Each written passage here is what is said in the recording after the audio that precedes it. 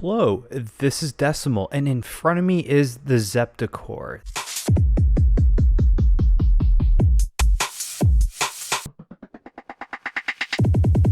This device is a handheld sample player and it has a bunch of features I want in a device like this, namely the SD card and USB connectivity among other features. Even though the Zeptocore might look like other devices, let me assure you it has some very different things going on that you might find extremely interesting. Quick disclosure, Zeptocore was sent over to me for review at no cost, however I did have to pay for shipping and handling, but the creator of Zeptocore has no say in the content of this video, so let's get into it. The Zeptocore has stereo playback, 16-bit, 44.1 kilohertz sampling rate, and the sound quality is quite nice.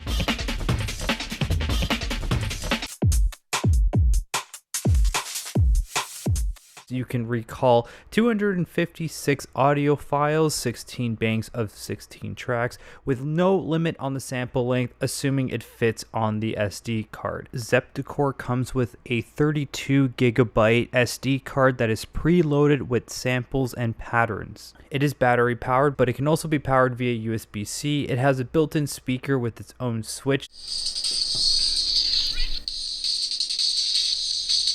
It has an audio out / clock in, 3 knobs, and a series of buttons. The Zeptocore is made with a Raspberry Pi microcontroller, and it's also fully open source, so you can modify the device. Updating the Zeptocore is extremely straightforward. You just plug it into your PC and follow these instructions. The Zeptocore has 3 different modes. Jump mode, where you can re-trigger the sequence.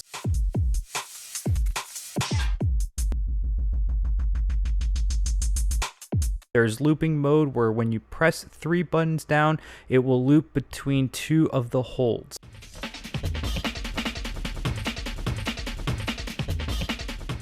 In mash mode, you can toggle and combine the punch-in effects.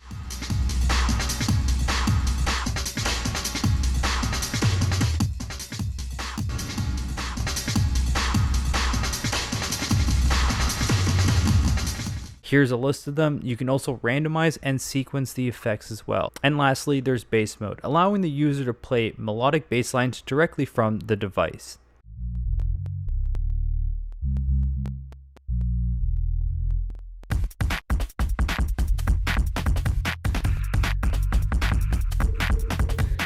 Uploading your own samples using the online tool is pretty simple and straightforward. It also saves your sample bank online for future access, which is an amazing feature. The open source nature, the DIY options, and the great documentation allows this device not only to be modified, but it's also accessible with different price points depending on how deep you want to get into soldering and making the DIY builds.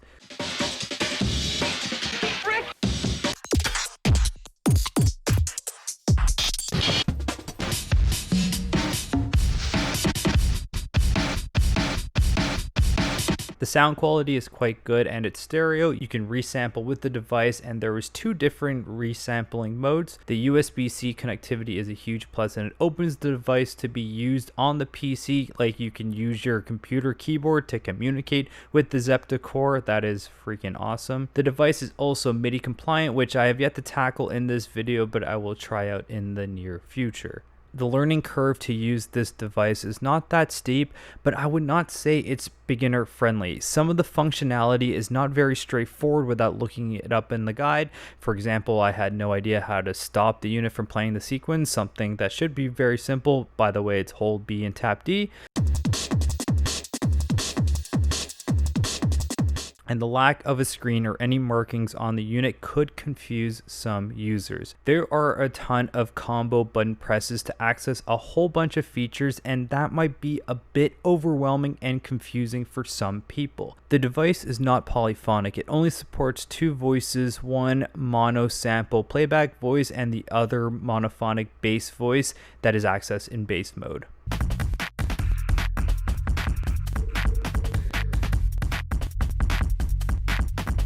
It can be quite frustrating when I'm building a sequence and I have a note cut off because of the monophonic playback. It'd be nice to have a bit of crossover between one note and the other.